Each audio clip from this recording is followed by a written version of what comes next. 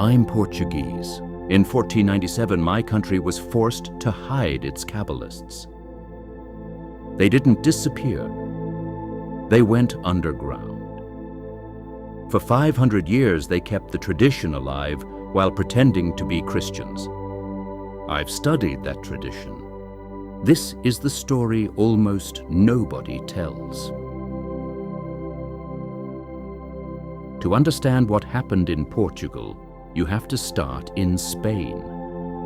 On the 31st of March, 1492, Ferdinand and Isabella of Spain, the same monarchs who funded Columbus that same year, issued the Alhambra Decree. Every Jew in the kingdom had 4 months to convert to Catholicism or leave. There were about 200,000 Jews in Spain at the time. They were the inheritors of a tradition that had been flourishing in Iberia for over 1,000 years. And the Spanish Jews were the heart of the medieval Kabbalistic tradition. The Zohar, the central text of classical Kabbalah, had been compiled in Castile around 1280 by Moses de Leon.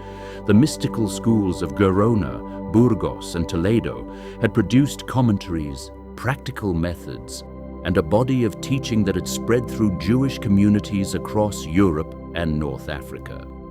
When the Catholic monarchs signed the decree, that tradition was, in effect, given a death sentence in its home country. Some Spanish Jews converted to save what they had. Many fled. Where did they go? The closest country was Portugal.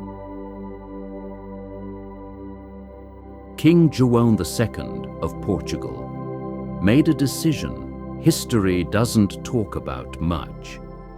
He allowed the Spanish Jewish refugees to enter.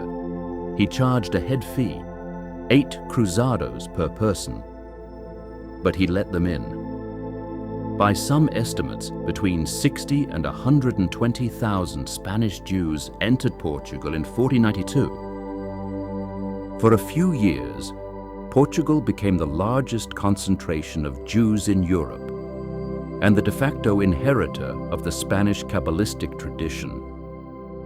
Then, in 1495, João died.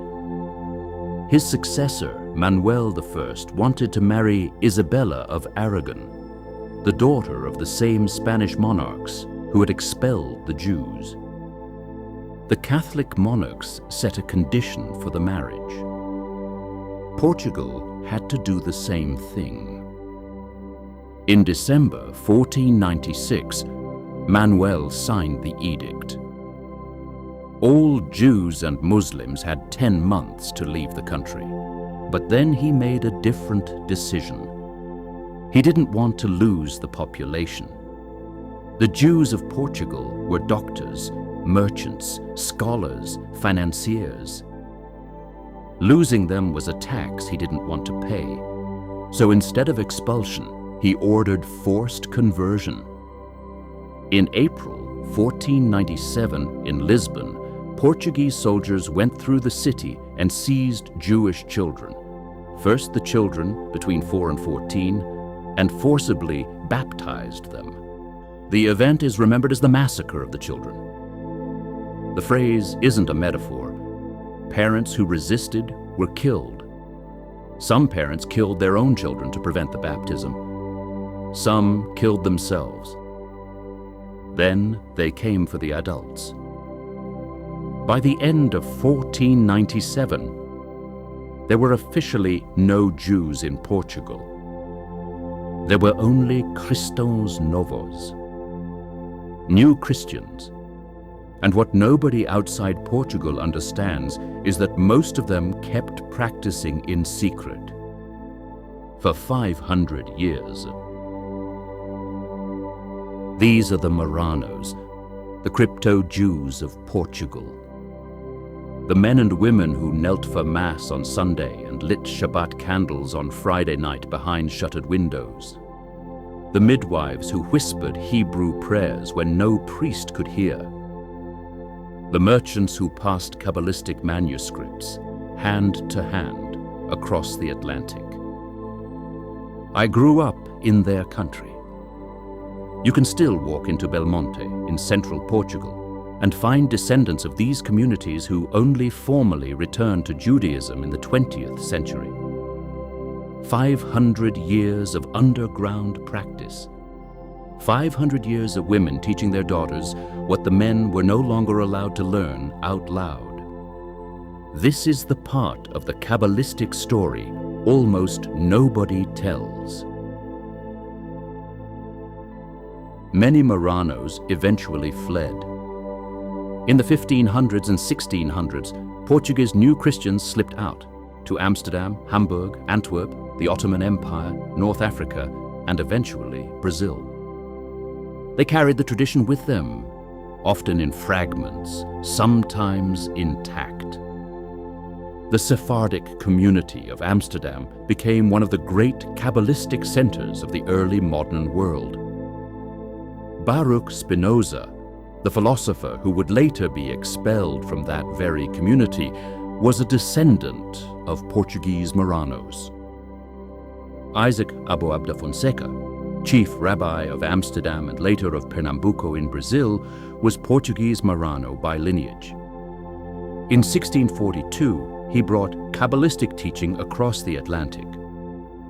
The diaspora the Spanish and Portuguese persecutions created became the transmission line that carried the tradition into modernity. But the real explosion happened somewhere else.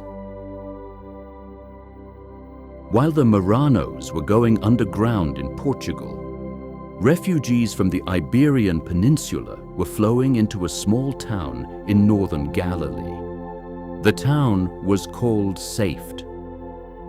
In the 1500s, by some accident of history, 4 of the greatest Kabbalists in Jewish history all lived in Safed at the same time. Joseph Caro, author of the Shulchan Aruch, the central code of Jewish law. Moses Cordovero, systematic theologian of Kabbalah, author of the Pardes Rimonim, the most comprehensive analytical exposition the tradition had ever produced.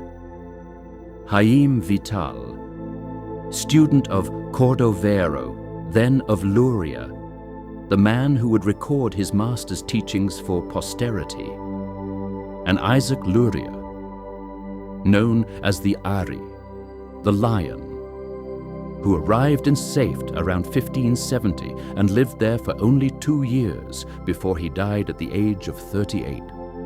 What Luria taught in those 2 years changed Kabbalah forever. Lurianic Kabbalah introduced 3 concepts that hadn't existed in Kabbalistic theology before. The first is Tzimtzum, the divine contraction.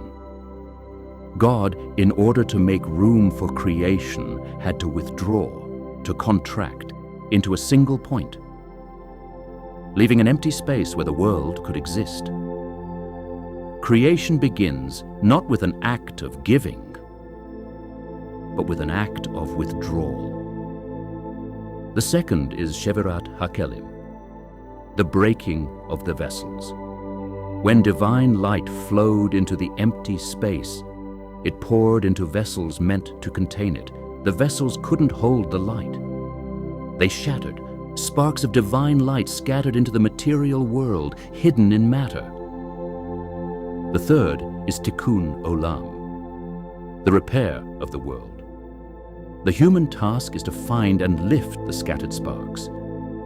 Every act of mindful presence, every blessing, every ethical decision is a small act of cosmic repair. Creation is incomplete. We are the ones who finish it. This isn't metaphor. In the Lurianic tradition, this is the actual structure of reality. I've worked with these concepts for years. They are not religious doctrine. They are a working psychology of attention. The Tzimtzum is what happens when you make space inside yourself for something to emerge. The Shevirat is the recognition that you carry fragments of meaning, that don't yet fit together. The Tikkun is the slow work of finding the next piece, and the next. What Luria taught in Sephardic, in the years after the Iberian expulsions, became the operating system of every serious mystical tradition that followed. Lurianic Kabbalah traveled. It went east into Hasidic Judaism, where it became the theological backbone of an entire mass spiritual movement. The Baal Shem Tov in 18th century Poland was teaching from a Lurianic frame. It went west through the Christian Hermeticists. Pico della Mirandola had already begun integrating Kabbalistic concepts into Renaissance thought in the 1400s. By the 1600s, men like Athanasius Kircher and Christian Conor von Rosenroth were translating Kabbalistic texts into Latin for Christian readers. It went into the Golden Dawn synthesis at the end of the 1800s, the same synthesis that mapped astrology onto the tree of life, and that we covered in an earlier video on this channel. And it went quietly through the Marrano diaspora, into the synagogues of Amsterdam, into the early Jewish communities of Brazil and Curaçao, into every place the Portuguese and Spanish exiles found themselves. The Kabbalistic tradition almost died in 1492. It survived because two things happened at once. In Iberia, it went underground and stayed underground for 500 years. In Sephardic, it exploded into the most creative period in its entire history. The persecution that should have ended the tradition produced its richest century. That's the part of the story almost nobody tells. The tradition is still alive. It's alive in the Hasidic communities of Brooklyn and Antwerp. It's alive in the Sephardic synagogues of Amsterdam. It's alive in Belmonte, where the descendants of Marranos returned to open practice in the late 20th century after 500 years underground. It's alive in the work of contemporary Kabbalistic teachers and writers. It's alive in every esoteric tradition that owes anything to the Tree of Life, the Zohar, or the practice of mindful attention. And it's alive in the small daily work of anyone who sits with these concepts honestly. In the next video, we look at the practical question. You may have followed the channel through these videos on Kabbalah, the Tree of Life, the Middle Pillar, the LBRP. And the most common question I get from viewers who want to begin is, where do I actually start? With the Middle Pillar? With the LBRP? Both? There's a real catalog confusion to address and a real practical question worth answering. We do that next. This is the hidden thread. Subscribe if you want to follow it.